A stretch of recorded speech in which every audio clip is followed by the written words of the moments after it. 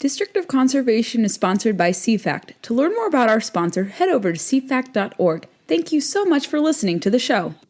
Welcome to another installment of District of Conservation. I am your host, Gabriella Hoffman. This podcast aims to give you a sober look into public policy relating to conservation, energy, and environment. In today's episode, we're going to do a quick overview of the conservation legacy of Congressman Don Young, who suddenly passed away at the age of 88 last week while in transit back to Alaska. And I will give you my interview with Tanner Cherney, influencer marketing specialist at SPYPOINT Trail Cam.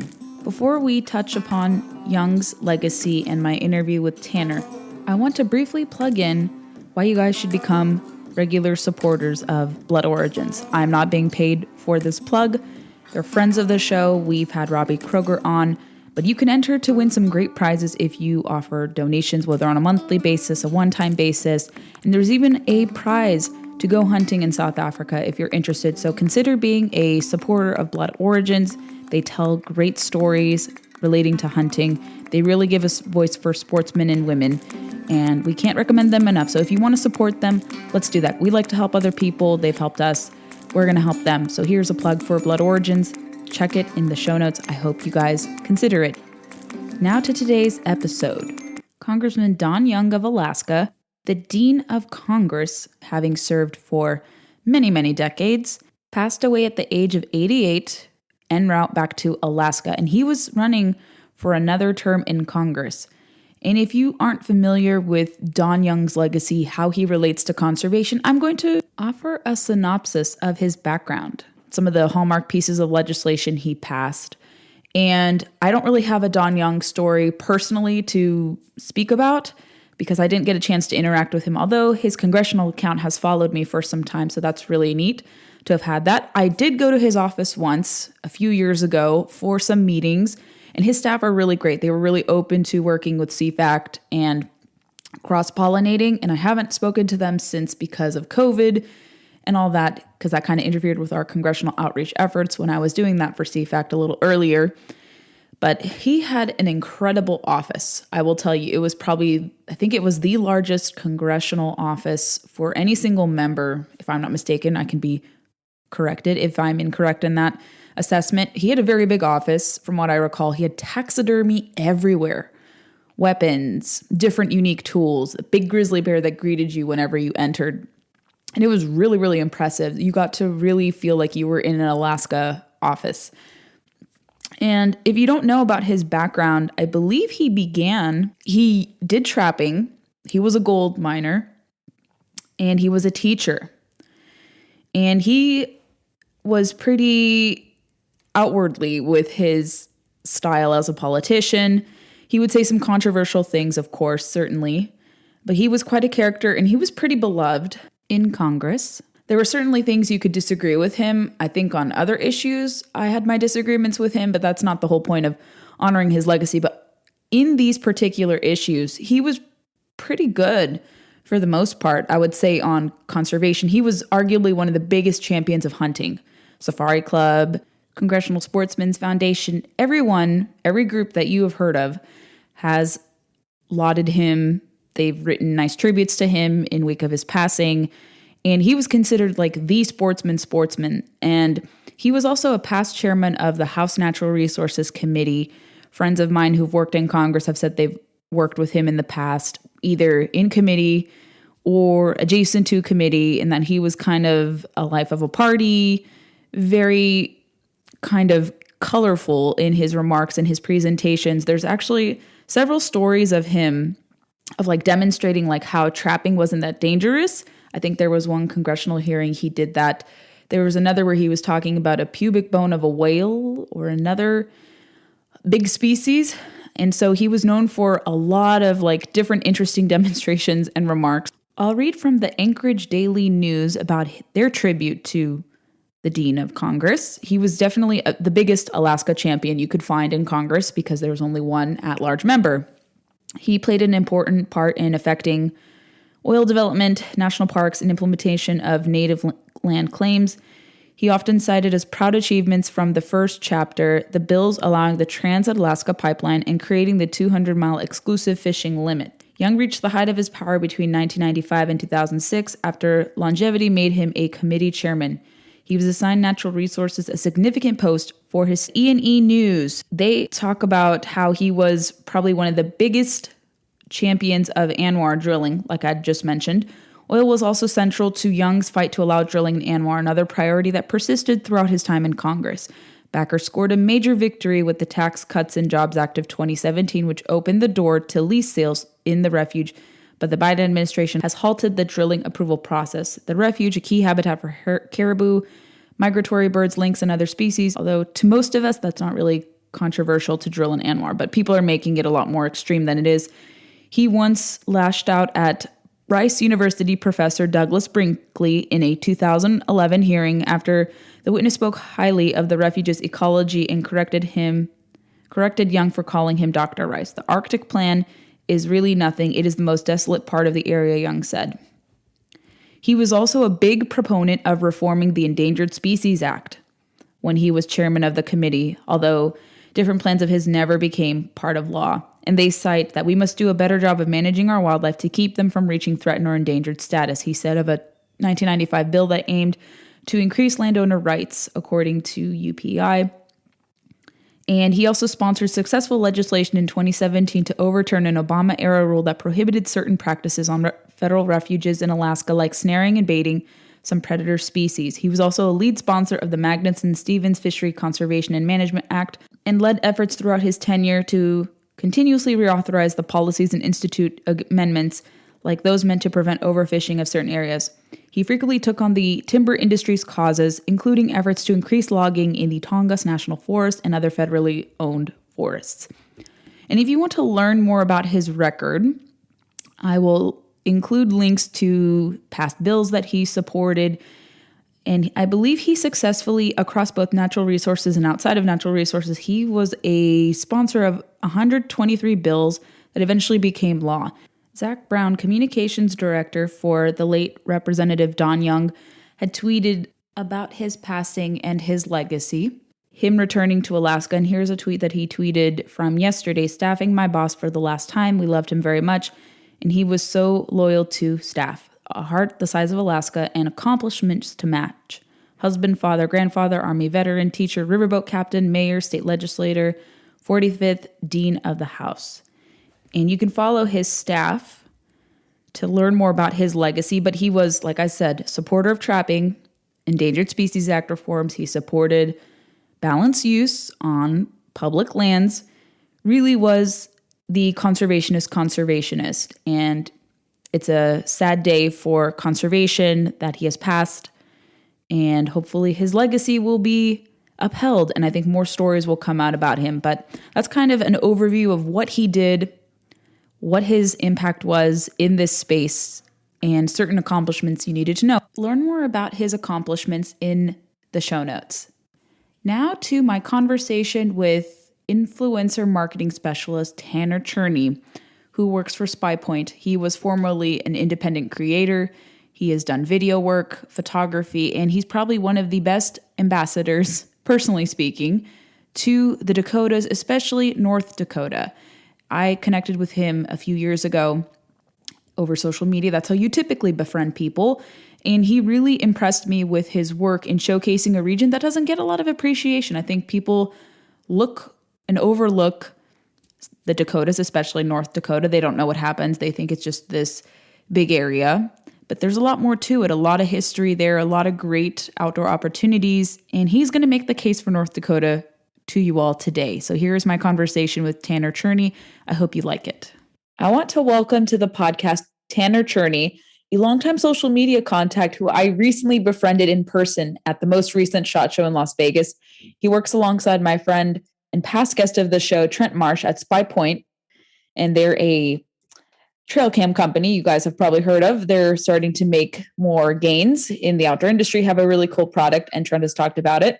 Tanner will talk about his affiliation with them, but I wanted to bring him on because he comes from North Dakota, and I figure we could add some levity to the podcast, meet some more great outdoor communicators I've met along the way in social media and also in person. So Tanner, thank you so much for coming on the podcast.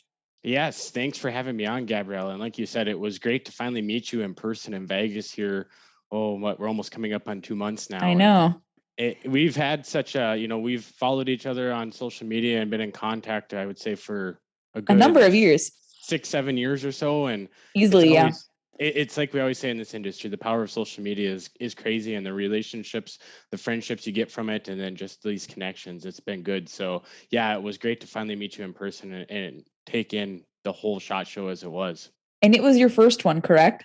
It was. Oh my gosh. It was a crazy couple of weeks because, we were with SPYPOINT. We were over at ATA in Louisville, Kentucky for about 5 days and came back, and I had a fishing tournament back here in the Dakotas that I partaked in with my family. And then literally the day after the tournament was done, we took off down to Vegas and spent the week there. So my January was pretty packed between trade shows and then being on the ice. January is a very busy season for trade shows, and it looks like for next year, they're all spacing them out. I know SHOT Show will remain in Vegas. I saw that Safari Club is going to go to Nashville in February, and then I think Bassmaster Classic is going to be in Tennessee next year, March. So they're all spreading out, which is nice. But I've had a pretty busy schedule unrelated to the outdoor industry, but I am talking about outdoor industry topics. But no, trade season gets very busy. And I know for you guys, especially with ATA, SHOT Show, NWTF, and all the others, it can get very jam-packed. But I'm glad you had a great SHOT Show experience because it's a interesting show. And actually, it was funny. After we all went there, Vegas became a little less strident with all the restrictions with wearing the mask, because wearing the mask like on the show floor, it was tough. Like I was having trouble breathing. I would wear it, didn't want to get in trouble, but I was like, oh, I'm glad they're over that policy. Vegas came to their senses with that too. So that was kind of nice to find out after the fact, but we still made SHOT Show fun. It was nice to have that expanded floor showroom. It was. And, I always joked like with Trent walking around, I'm like, I wonder if I should just have a coffee in my hand at all times to help with the whole mask thing. And maybe I don't have to have it on for the whole 5 days of the show. But right. Yeah, it was great to see everyone in person. Great to see everyone kind of have that whole buzz, back in person. And it's so much needed in this industry. There's only so much you can do online or via Zoom and Teams where you have to have that in-person, face-to-face connections to really reignite some of that creativity even that we look for in the marketing world in the outdoors. Certainly. Why don't you talk about your backstory coming from North Dakota? Because I think, unfortunately, people don't know that there are opportunities outside of the coast, outside of the West Coast and East Coast. And people often forget that in the Midwest and in the Great Lakes region, lots of states go unnoticed. And I've been to South Dakota. I know it's a very different place from North Dakota. North Dakota's on my list. But having been connected and seeing your posts of catching magnificent walleye and all these other incredible species that you find in freshwater lakes and rivers up that way, of course.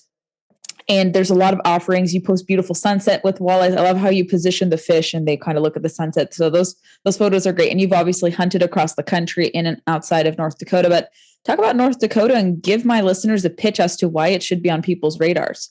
Absolutely. So yeah, as you said, I'm a North Dakota guy, born and raised.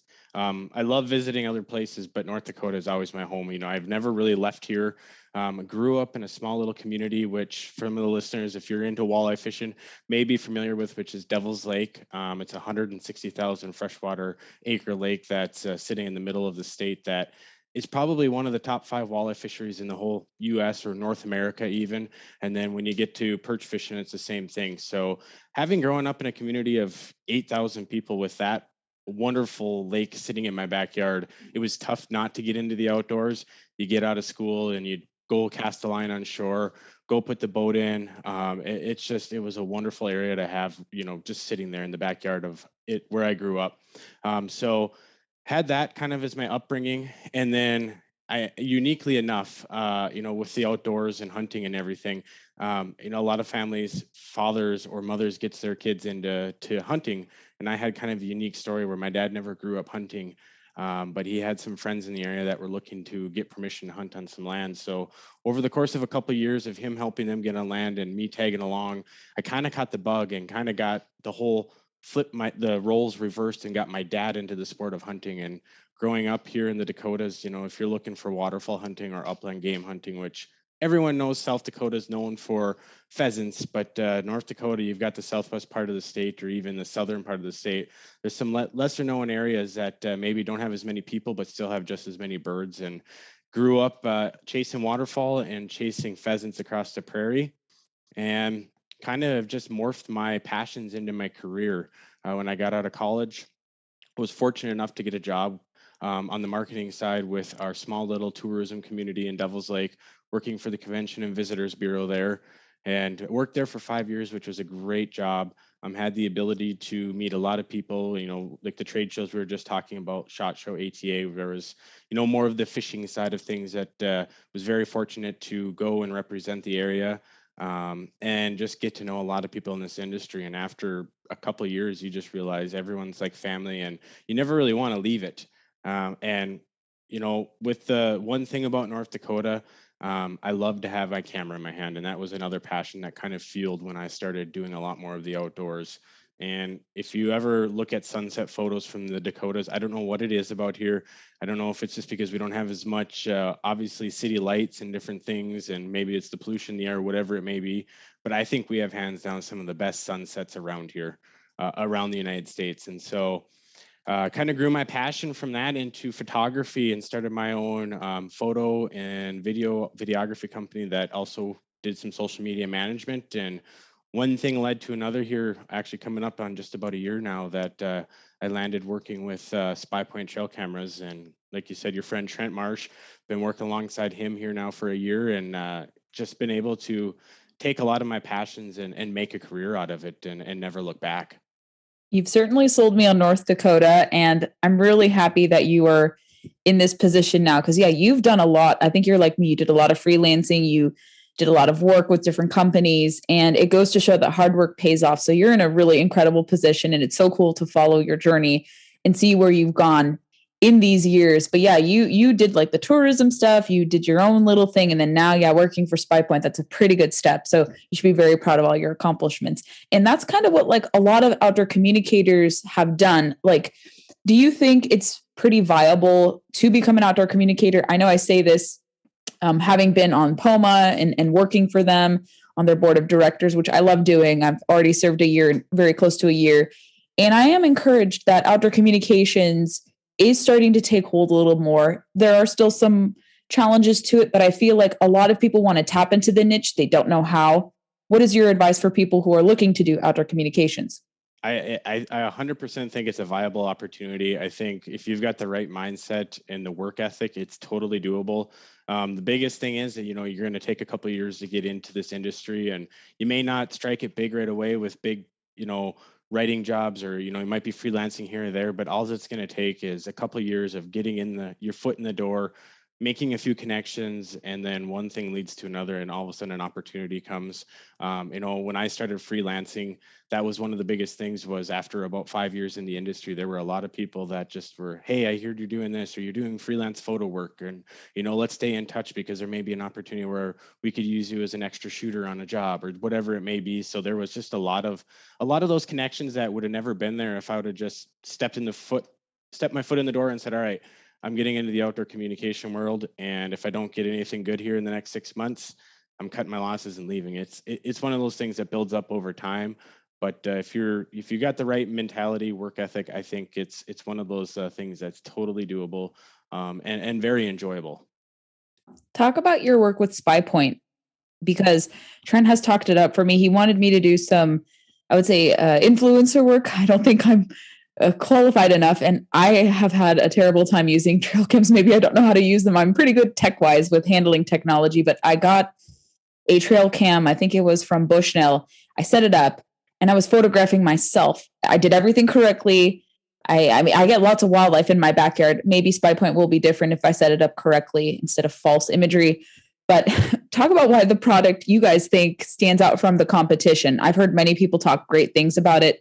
I don't think I could do influencer work with you guys quite yet, or down the road, but I appreciate Trent thinking of me. But I think the product is interesting to talk about, or the company is interesting more so. But what drew you to work for them? And then what are some of the products that my listeners should be aware of? Absolutely. So the biggest thing that drew me to working for a company like SPYPOINT was, I love marketing and just being able to marry the marketing position in the outdoor world. It worked into an awesome opportunity with them working with pro staff, overseeing their social media, and then also working alongside with Trent on a lot of the influencer stuff. But one of the biggest things for me is using the trail cam, especially in the cell cam market, like the Dakotas, where I deer hunt out at our family's property. It's 120 miles from my doorstep. So it's not the easiest to just drive out there on a Saturday and pull a card and do this and try to keep tabs on the deer herd. So it was, I love using cell cams and using those prior to working for SpyPoint, having that ability to still maintain your daily life, but also keep track of your deer herd that maybe, or turkeys or whatever you're hunting remotely from a couple hundred miles away is one of those reasons that I had loved the trail cam industry and also wanted to continue further my career in there. And this year it was super exciting because a year into the job, there's been a lot of great innovations, but when we were at ATA and we relaunched the new Flex that's going to be coming out this summer, it's been a couple of year process of listening to our customers, some of the pain points we have, whether it's turning the camera on and trying to get it activated or updating firmware. So our new camera is going to address a lot of those situations where you're going to be able to update firmware remotely over the air. You're going to be able to format your SD card remotely. There is 33 megapixel photos. It's going to take 1080p video with sound, also transmit that to the app. There is so many great options in this new camera that's going to retail for a $169.9 at the retail front. So there's just it. I tell you what, when you may have heard this, I don't know if you did, but when we launched it at ATA Friday morning, our website crashed within about 30 minutes, which is not a great thing to have happen, but it's for a just cause and a good reason that there was so much people interested in this new camera that right now it's going to be midsummer when it launches. So trying to keep that buzz up has been fun, but I am excited to get this new camera in hands and start utilizing it. And as you may have noticed in the cell cam industry, especially with a lot of our previous models like the Link Micro, the Link S Dark, in the US here, you've had to pick two different carrier models, and it was all based on where you're placing that camera, not off your personal cell coverage, but where that camera is going to be. Is it going to have better AT&T service? So you're going to need to pick the nationwide model. Do you have better Verizon service where you're putting your camera? Well, you may need the VZM model. Well, this new camera is going to solve that problem by basically it's going to have two preloaded dual SIM cards in there already. So you turn that camera on, wherever it's located, it's going to automatically search for the strongest signal strength in that area and connect to it. And then it's going to have a threshold where it's going to hold itself accountable to. And if it ever drops below that certain threshold, it's going to go back to the network and search and look for the next highest one. So a lot of great technology inside this camera that's going to hopefully help the end user keep it out in the woods longer, not have to mess with it, keep your presence out of the woods as well, and just keep you out of the woods until it's time for rut and you're a better hunter. Good explanation. And I'll make sure to direct people to the website in the show notes if they want to check out the different products. Do you have any interesting fishing trips or hunting trips coming up? I can imagine a lot is happening now that things start to be relaxed, a lot of more opportunities to go out on the water, especially in the summer, because hunting seems to be taking a break after turkey season, of course. But I keep thinking like, oh my gosh, we have June. But I'm like, no, we still have March and April and May. So aside from turkey hunting, do you have anything else happening or any trips planned that my listeners might be interested in following if they were to connect with you on social media later on? Absolutely. So, ice fishing is just kind of wrapping up here. We probably have got a month or so left, but it was a long season. So I've kind of started to put my ice fishing gear away. I'm actually heading off to Utah here in a week. Going to go do some exploring in the southwest part of the state there to look at like Bryce Canyon, Zion National Park, go do some adventure hiking and things like that. And then the rest of the summer is going to be spent probably in the boat chasing walleyes. Nothing too crazy planned for summer. The next big trip will be beginning of October. My girlfriend and I will be heading out to Idaho on a do-it-yourself mule deer hunt on the eastern part of the state. When are you going to Utah? So we leave March 20th. We head out, and then we're going to be out there for about 5 days, and looking forward to it. Renting a car. I've got a couple, what do they call it, glamping spots picked out that we're going to be hopefully stargazing. And first thing that's already ready to be packed is my camera, because I can't leave home without that. Right. You have to tell me where, because I am going to Utah a little later than you, like 2 months later. I'm going to do some filming on national monuments. That should be a fun subject. But you have to tell me where you're going so my videographer and I can also do some stargazing and check out some different things for B-roll footage. So I will definitely, it's been a while since I've really explored Utah apart from Salt Lake City. I haven't been to the park since, I think 17 years ago, 18 years ago, but I love it. So you have to let me know how it goes and I will definitely look out for those. Any other like tips or items you want to insert and leave my listeners with before we direct people to connect with you on social media? Biggest thing is, obviously the SPYPOINT trail cameras. If anyone's looking for the cell cam market, reach out to us. We'd love to help you out. Other thing is, if you haven't visited North Dakota, I know a lot of people always say it's the last state they visit, and I'd highly recommend it making maybe it not one of the last, because there are some amazing places out here. And I've never been able to experience a place where if you get on I-94 and you get to, let's say, Fargo on the east part of the state, and you drive about 400 miles to the western part of the state, which would end you in about Medora Beach. You go from a river valley to the prairie to ag fields to all of a sudden for about 30 miles, you hit what we call the Badlands. And it's some of the most rugged, extreme country you have out here. And, we've got Theodore Roosevelt National Park. We've got a Mattahay Trail. That's about 100 and some miles. You can hike, bike, run it. And there's a lot of things to see out here. Wide open spaces, amazing sunsets. And if you're into history, there's a lot of great stuff with Theodore Roosevelt and Lewis and Clark and everything along the Missouri River in the western part of the state. And I'd highly recommend anyone looking for a road trip. This is definitely a must-do place. Where can people connect with you, Tanner, on social media or perhaps any videos you may have? So easiest way, my website's Peak Production, my company's Peak Productions. My website's gopeakpro.com. But my social handles are going to be just my first and last name at Tanner Cherney. And right there, you'll be able to see I'll post a lot of stuff from where I'm traveling, but 95% of the content you see on my social handles are going to be all from the Dakotas, whether it's South Dakota, North Dakota. So you get a little glimpse into my world and what it's like up here in the Midwest. We're not quite to the mountains yet, but we're just a great stop to have along the way there before you head to the Rockies. You've sold North Dakota very well, Tanner, and I appreciate you coming on to make the pitch here on the podcast and to share your journey in outdoor communication and your work with SPYPOINT. Thank you so much.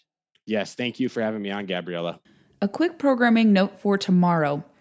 For you Virginia listeners and those of you who follow RGGI, or the Regional Greenhouse Gas Initiative, tomorrow I'm going to break down for you all as simply as I can the new RGGI report from Governor Glenn Youngkin and offer his assessment as to why he wants to withdraw the Commonwealth from this agreement, which is billed as a carbon market, but is actually going to punish a lot of people, particularly producers of carbon-intensive goods, and not surprisingly, it's going to hit consumers as well. I've made the case for why we should withdraw from RGGI in the Virginian pilot and also here at the podcast, and we're going to break down the plans and see what exactly it contains, whether or not the media characterizations are accurate. I think a lot of them are overblown, of course, because people are trying to find something, create controversy where there none need be. If you don't know, Virginia's participation in RGGI, if it is to proceed and be enacted fully by September of this year, September 1st, if I'm not mistaken, we're going to be paying an additional $52.44 each year on already skyrocketing energy bills. Dominion wants to put another fee on us for this new solar program they have with the passage of the Virginia Clean Economy Act, which is how we got into RGGI in the first place. We're going to pay an additional $800 a year if it isn't undone by 2030. So can you guys imagine how much it's going to be to power our houses here in the Commonwealth? It's ludicrous. And it shows the vulnerabilities with pushing to net zero. It's going to be more expensive. And studies have shown that the more expensive energy costs are, the less people are to support net zero or carbon free or these clean energy policies. It's practical. It's common sense that this would be the general reaction. So once people start to see how much they're paying for these so-called clean energy improvements to go net zero, you'll find a lot of people will backtrack their support. So we're going to analyze this plan, what it actually says, and how it will save us a lot of money going forward. Thanks for listening to this episode of District of Conservation. We hope you enjoyed it. Make sure you're following the podcast on your preferred player We recommend Apple because that's where the largest share of our listenership hails from. And you can also find us on Spotify and dozens of other platforms. Make sure you're following us on Facebook, Instagram, and Twitter to never miss a beat nor a guest announcement. And please, please, please go leave us some reviews on Apple and Spotify. Those help us go a long way in seeing how far we can go and measure our progress. So we really appreciate that. If you enjoy this podcast, please share the word with your friends. Share links to individual episodes and to the podcast. Want to appear on the podcast? Have an interesting story to tell? I'm all ears. Shoot me a message and we'll do our best to process your request.